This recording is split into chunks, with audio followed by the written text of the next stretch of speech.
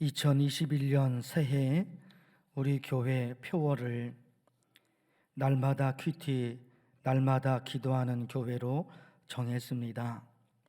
그래서 오늘 새해 첫째 주일에 우리 교회 표어를 정하게 된 사도행전 2장 42절 이 말씀으로 하나님의 말씀을 전하고 싶습니다. 다시 오늘 말씀을 읽어드립니다.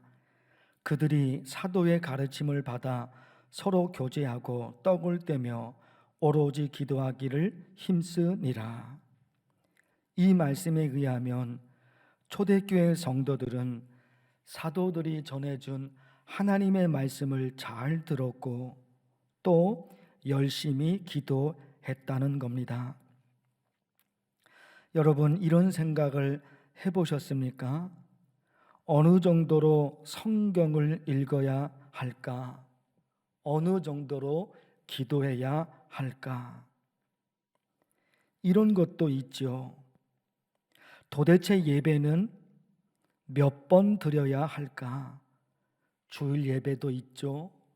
찬양 예배도 있고 수요 기도, 금요 기도, 새벽 기도도 있습니다. 도대체 이 예배는, 교회에서 이루어지는 이 예배는 도대체 어디까지 혹은 몇 번 예배에 참석해야 될까? 이런 생각입니다. 가장 좋은 신앙을 말씀드리고 싶어요. 주일 예배를, 지금 드리는 이 주일 예배를 자기 삶의 중심에 두고 그 다음에 날마다 예배드리고 날마다 성경을 읽고 날마다 기도하고, 이것이 가장 좋은 신앙이죠. 베레아 교회 성도들을 보십시오. 이것이 그러한가 하여 날마다 성경을 상고함으로, 베레아 교회 성도들, 그들은 어쩌다가 한두 번 성경을 읽고 어쩌다가 한두 번 기도하고, 그게 아닙니다. 매일 하나님의 말씀을 읽었고 매일 기도했던 것입니다. 이렇게 할 수 있는 세 가지 방법을 여러 번 말씀을 드렸습니다. 이렇게 할 수 있는 방법, 주일 예배를 자기 삶의 중심에 두고 날마다 예배드리고 날마다 성경을 읽고 날마다 기도할 수 있는 세 가지 방법, 여러 번 말씀을 드렸죠. 오늘 2011년 새해 첫 번째 주일에 또다시 이 말씀을 드립니다. 첫째, 가장 좋은 방법이죠. 주일 예배를 자기 삶의 중심에 두고 매일매일 교회에서 새벽 기도를 하는 겁니다. 매일 교회에서 새벽 기도를 하면 매일 하나님의 말씀을 듣게 되고 매일 기도할 수 있습니다. 그래서 매일 교회에서 새벽 기도하는 것, 가장 좋은 방법입니다. 첫 번째 방법입니다. 가장 좋은 방법. 그런가 하면 이 부분도 말씀을 드렸죠. 질문이 나올 수밖에 없다는 겁니다. 무슨 질문입니까? 개인적인 사정으로 매일 새벽 기도, 교회에서 새벽 기도하는 것, 개인적인 사정으로 참석할 수 없는 성도들이 있다 말입니다. 그것이 가장 좋은 방법인데 매일 교회에 와서 새벽 기도하는 것, 그러면 매일 하나님의 말씀을 듣게 되고 매일 예배가 되고 매일 기도할 수 있고 가장 좋은 방법이죠. 누가 모르겠습니까? 그런데 이런저런 나는 새벽 기도할 수 있지만 그 누군가는 개인적인 사정으로 교회에서의 새벽 기도가 안 되는 성도들이 있다 말입니다. 그런 모든 성도들에게 어떻게 교회에서 새벽 기도를 하라고 강요할 수가 있겠습니까? 어렵죠. 그러나 우리가 또 한 가지 물러설 수 없는 게 있습니다. 그게 뭐냐? 교회에서 새벽 기도하는 것은 어렵지만 새벽 기도 말씀이 우리 교회 홈페이지에 올려져 있다 말입니다. 올려져 있다 말입니다. 그러니까 매일 새벽에 교회에 와서 새벽 기도하는 것은 어렵다고 하더라도 방법이 아예 없느냐? 아니라 말입니다. 방법이 있다 말입니다. 반드시 새벽에 교회에 와서 새벽 기도해야 된다.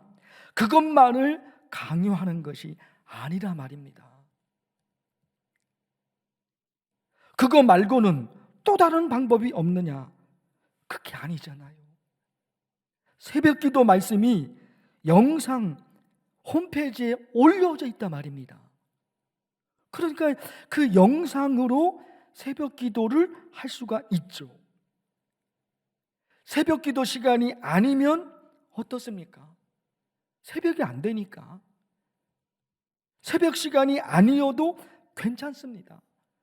낮 시간인지 저녁 시간이든지 간에 자기가 할 수 있는 시간을 정해놓고 정해진 시간, 정해진 장소에서 영상으로 새벽 기도를 하는 겁니다. 이것마저 못한다. 그거는 물러설 수는 없는 거예요. 그거는 게을러서 못하는 것이지. 그렇죠? 게을러서 못하는 것이지 환경적인 요소 때문에 못한다? 그건 말이 안 된다 말입니다. 그러므로 여러분, 가장 좋은 방법은 교회에 와서 매일 새벽 기도하는 거 가장 좋은 방법입니다. 할 수만 있다면, 할 수 없는 분들은 어쩔 수 없죠. 할 수 있는 사람은 반드시 그렇게 하셔야 됩니다. 지금까지도 믿음으로 잘 살아오셨습니다. 이제 코로나 1년을 지내고 2년째 2021년 시작입니다. 이때 환경이 안 되는 사람들은 어쩔 수 없습니다. 그러나 자기가 게을러서 새벽 기도를 못하면 그거는 문제입니다. 그래서 가장 좋은 방법인 새벽에 교회에 와서 새벽 기도하는 것, 가장 좋은 방법. 그것이 안 되는 성도들은 말씀을 드렸죠. 새벽 기도 말씀이 영상에 매일매일 올려집니다. 그래서 자기가 시간을 정해놓고 낮 시간, 저녁 시간인지 그 영상을 보면서 새벽 기도를 드립니다. 그런가 하면 또 한 가지 좋은 방법이 있다고 말씀을 드렸죠. 매일 교회에서 새벽 기도가 어려우면 하루만큼은 월요일은 교회에서 새벽 기도 해야지, 토요일은 교회에서 새벽 기도 해야지, 하루를 정하는 거죠. 일주일에 하루를 정해놓고 그날만큼은 교회에 와서 새벽 기도하고 또 다른 날은 영상으로 새벽 기도하고. 성도 여러분, 간곡하게 말씀을 드립니다. 세 가지 방법, 이 세 가지 방법 중에 반드시 우리 교회 만나교회 모든 성도들은 세 가지 방법 중에 반드시 한 가지 방법을 선택해야 됩니다. 반드시 하셔야 됩니다. 주일 예배를 자기 삶의 중심에 두고 날마다 예배, 날마다 성경을 읽고 날마다 기도, 이거 올해 이 첫 시간부터는 그거 시작해야 됩니다. 그거 해야 됩니다. 카드를 만들었습니다. 날마다 큐티, 날마다 기도라는 카드를 만들었습니다. 2달에 한 번 성도 여러분들께 나눠드릴 텐데 그 카드에 2달치 달력이 들어있습니다. 거기에 자기가 큐티하고 기도한 날짜에 체크를 합니다. 그리고 2달 후에 교역자들에게 내주시면 됩니다. 반드시 각오해야 됩니다. 결심해야 됩니다. 작년까지는 그렇게 지나왔다 하더라도 2021년 이때부터는 안 됩니다.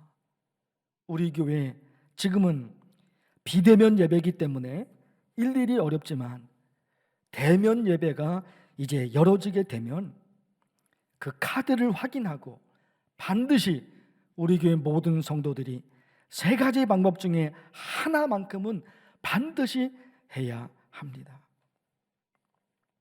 자, 그러면 여러분, 이렇게 날마다 말씀을 읽고 날마다 기도하고 이렇게 신앙생활 하는 것은 무엇을 위한 것인가?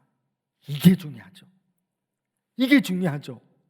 날마다 예배드리고 주일 예배를 자기 삶의 중심에 두고 날마다 예배, 날마다 찬양, 날마다 말씀을 읽고 날마다 기도하고, 그렇게 신앙생활 하는 것, 그것은 무엇을 위한 것인가 하는 겁니다. 이것도 중요하잖아요. 무슨 목적이 있기에, 무슨 이유가 있기에, 무엇을 하려고 그렇게 하냐 말이에요. 무엇을 위해서 날마다 말씀을 읽고 무엇을 위해서 날마다 기도할 것인가 하는 이 목표점이 있잖아요. 이거 없이 날마다 큐티, 날마다 기도, 무슨 의미가 있겠습니까? 이 목적 없이 그게 무슨 의미가 있겠습니까? 예수님께서 선포하신 복음이 무엇이냐, 그것을 찾으면 여기에 대한 답을 할 수 있습니다. 날마다 큐티하고 날마다 말씀으로 살고 날마다 기도하고 무엇을 위해서 그런 신앙의 삶을 살 것인가? 이것도 너무너무 중요하잖아요. 너무너무 중요하잖아요. 예수님께서 선포하신 복음, 그거 찾으면 됩니다. 예수님이 하나님의 일을 처음 시작하실 때 말씀, 마가복음 1장 14절 15절 보십시오. 요한이 잡힌 후 예수께서 갈릴리에 오셔서 하나님의 복음을 전파하여 이르시되, 하나님의 일을 예수님이 처음 시작하실 때요, 그때 예수님이 뭐 하셨던 겁니까? 하나님의 복음을 전파하여 이르시되, 하나님의 복음을 전파하기 시작하신 거예요. 그러면 그 복음의 내용은 뭐냐? 때가 찼고 하나님의 나라가 가까이 왔으니, 이게 복음입니다. 예수님이 하나님의 일을 처음 시작하실 때 하나님의 복음을 선포하셨습니다. 전파하셨습니다. 그런데 그 복음이 무엇인가 봤더니 하나님의 나라였던 겁니다. 하나님의 나라예요. 예수님께서 처음에만 하나님의 나라를 선포하셨느냐? 아닙니다, 여러분. 아니에요, 여러분. 예수님께서 제자들과 함께 3년 동안 지내시면서 그때 하셨던 모든 말씀, 그때 하셨던 모든 기적, 그게 다 하나님의 나라입니다. 들어보세요. 누가복음 9장, 무리가 알고 따라왔거늘 예수께서 그들을 영접하사 하나님 나라의 일을 이야기하시며, 예수님이 처음 시작하실 때만 하나님의 나라를 선포하신 것이 아니라 제자들과 함께 3년 동안 지내시면서 예수님이 보여주시고 예수님이 하셨던 모든 일들은 하나님의 나라였던 겁니다. 예수님 부활하셔서 하늘로 올라가시기 전에 제자들과 함께 40일 지냈습니다. 그것도 궁금하죠. 하늘로 올라가시기 전 부활하신 몸으로 40일 동안 제자들과 함께 있었는데 그 40일 동안 예수님이 뭐 하셨을까? 보십시오, 여러분. 사도행전 1장 40일 동안 그들에게 보이시며 하나님 나라의 일을 말씀하시니라. 부활하신 몸으로 하늘로 올라가시기 전 40일 동안 제자들과 함께 있었다니까요. 그때도 뭐 하셨습니까? 40일 동안 그들에게 보이시며 하나님 나라의 일을 말씀하시니라. 하나님의 나라를 그때도 하신 겁니다. 예수님 하늘로 올라가셨죠. 그 후에 제자들이 성령의 불을 받아 복음을 선포했습니다. 그 복음이 뭡니까? 사도행전 8장 빌립이 하나님 나라와 및 예수 그리스도의 이름에 관하여 전도함을 그들이 믿고 남녀가 다 세례를 받으니. 빌립이 뭘 전했습니까? 하나님 나라입니다. 하나님의 나라. 사도행전 19장 바울이 회당에 들어가 석 달 동안 담대히 하나님 나라에 관하여 권면하되 강론하며. 바울도 평생 가르치고 평생 전파했던 것이 하나님의 나라였던 겁니다. 그러니 여러분, 이거 보십시오. 제가 다 말씀을 못 드립니다. 그러나 지금까지 말씀드린 내용만으로도 여러분 이게 뭔가 확 오잖아요. 예수님께서 제자들에게 가르쳤던 핵심 주제가 하나님 나라였던 거예요. 처음 시작과 마지막까지. 그리고 부활하셔서 하늘로 올라가시기 전 40일 동안 있으시면서도, 그러니까 예수님의 전체는 하나님의 나라였던 거예요. 그 예수 그리스도의 가르침을 받은 제자들, 성령의 불을 받은 제자들, 그들이 전파하고 그들이 가르쳤던 복음도 하나님의 나라였던 겁니다. 하나님의 나라라는 개념이 이렇게 중요했던 겁니다. 결국 예수 그리스도를 믿는 우리가 죽는 순간까지, 예수님을 믿은 이후 그때부터 죽는 순간까지 평생 바라보고 평생 달려가야 할 핵심 주제가 하나님의 나라였던 겁니다. 결론이 나오잖아요. 이렇게 날마다 예배드리고, 이렇게 날마다 찬양하고, 날마다 성경을 읽고, 날마다 기도하는 목적은 뭐냐? 하나님의 나라입니다.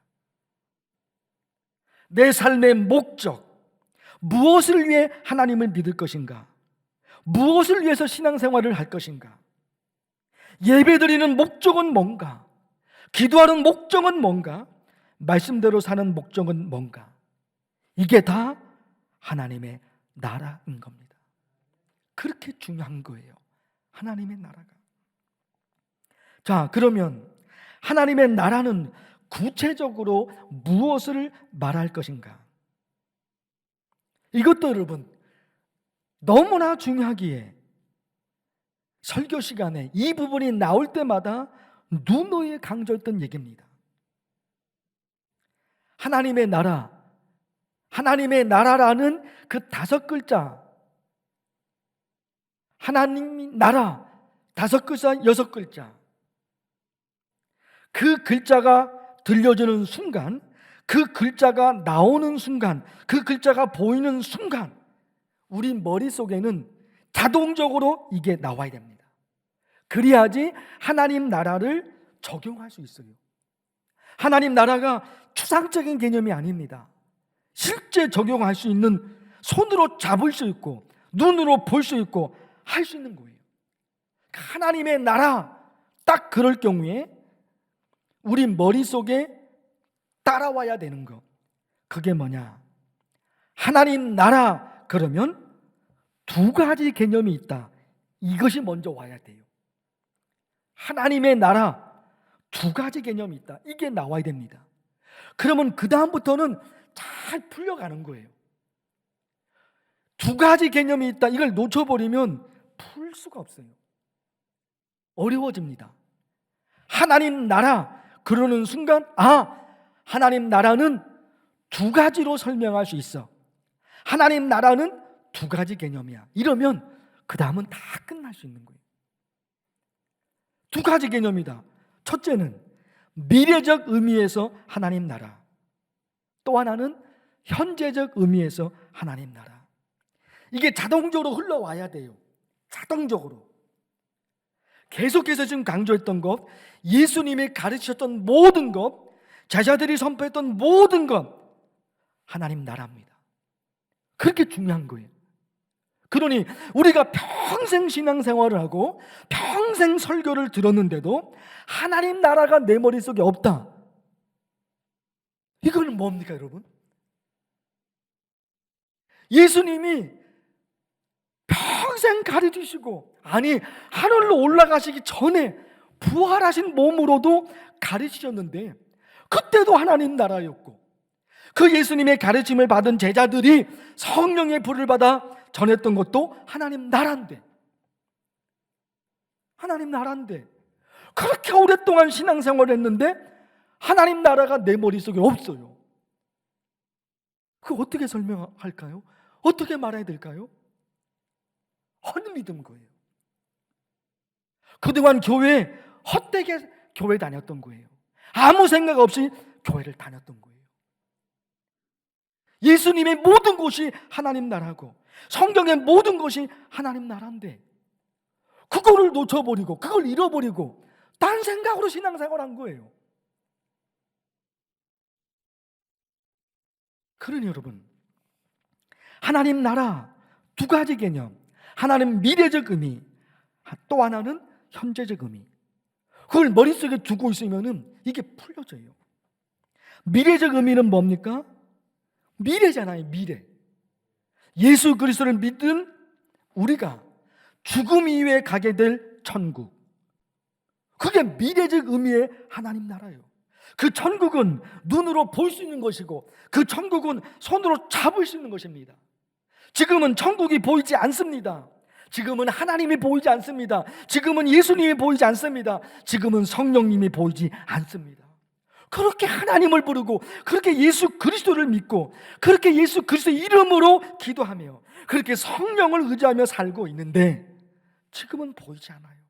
천국도 하나님도 예수님도 성령님도. 그러나 죽음 이후에 가게 될 그 천국, 거기서 하나님을 뵙고 예수님을 뵙고 성령님을 만납니다. 손으로 잡을 수 있습니다. 눈으로 삼위일체 하나님을 볼 수 있습니다. 그 천국에서 우리의 모든 것을 누릴 수 있습니다. 그것이 미래적 의미의 하나님 나라입니다. 그런가 하면 또 한 가지 개념, 현재적 의미에서 하나님 나라를 말씀을 드렸습니다.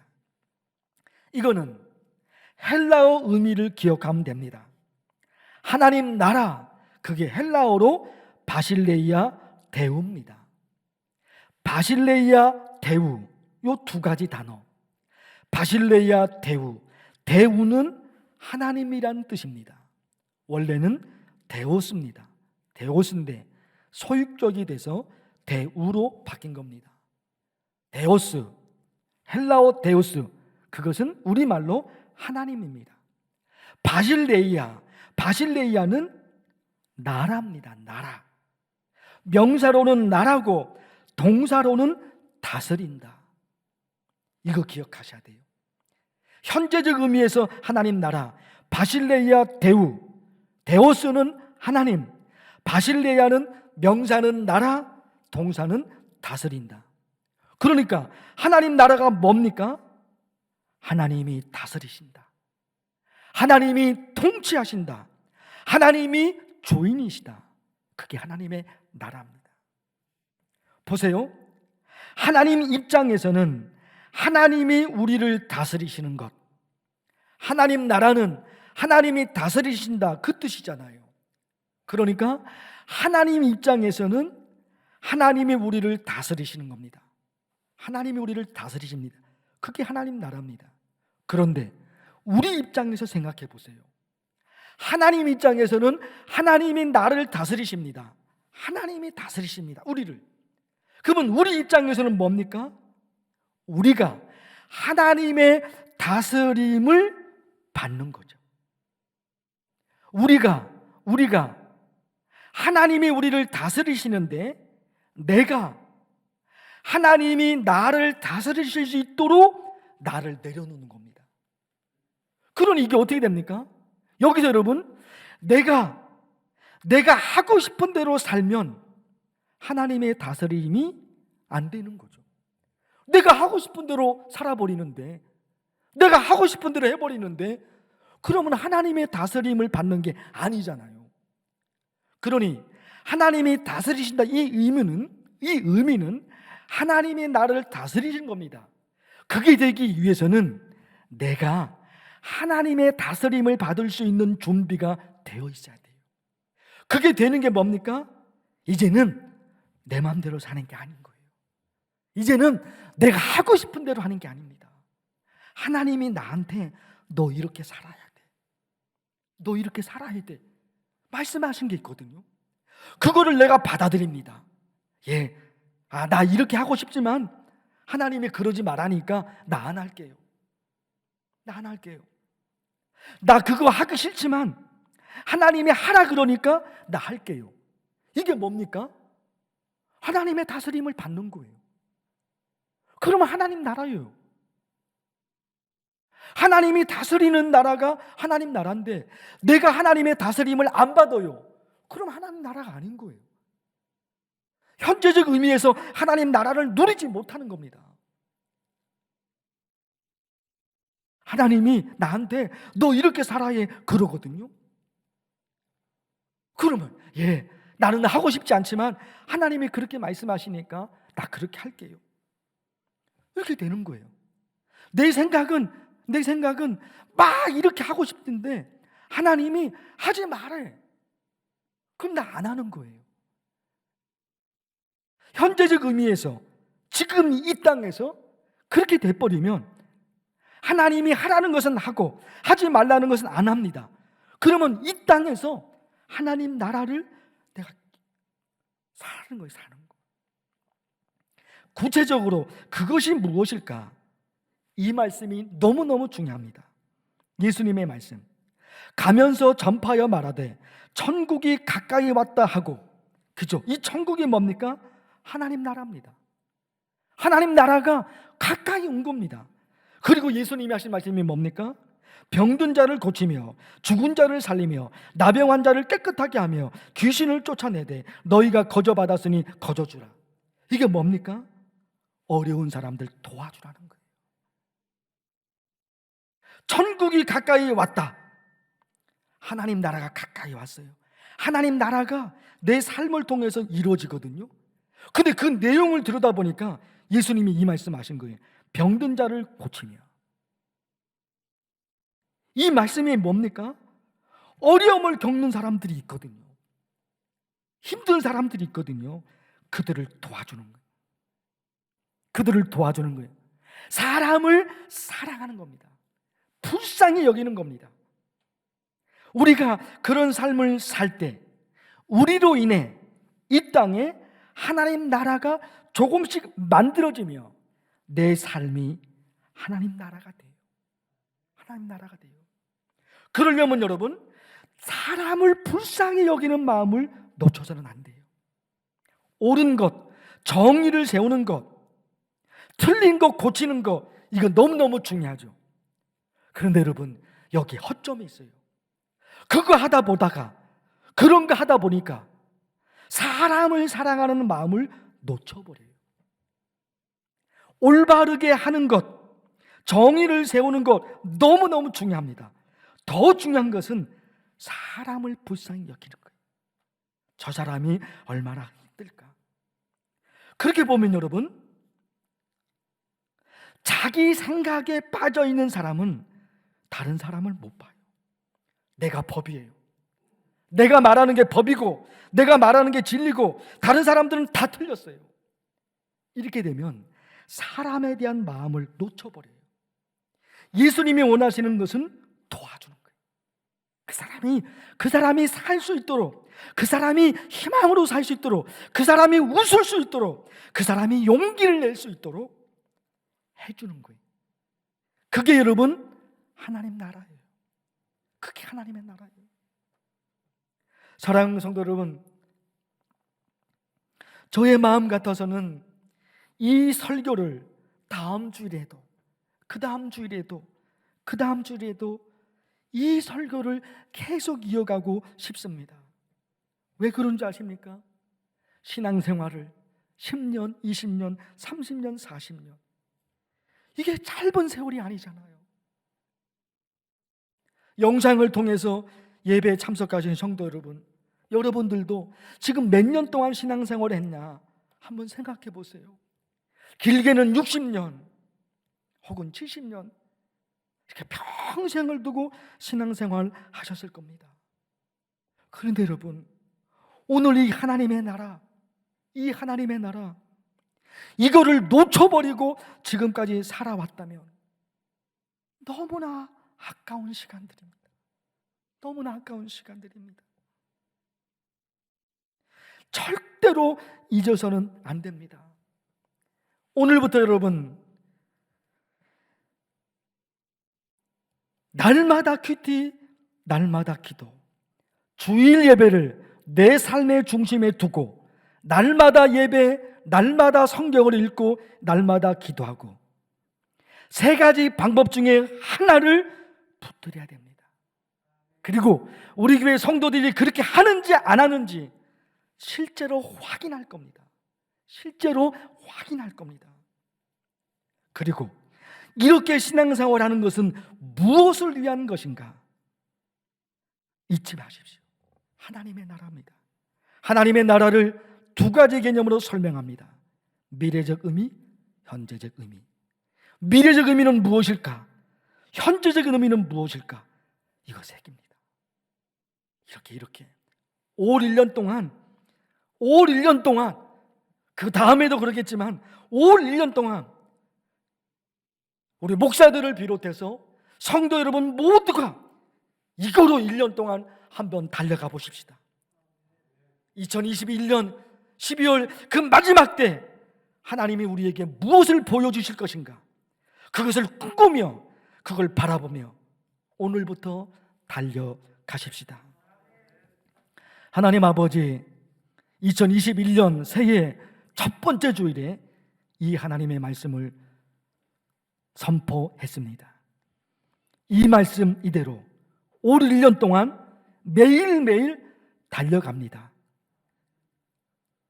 올해 2021년 그 마지막 12월 31일에 하나님이 우리에게 무엇을 보여줄 것인가?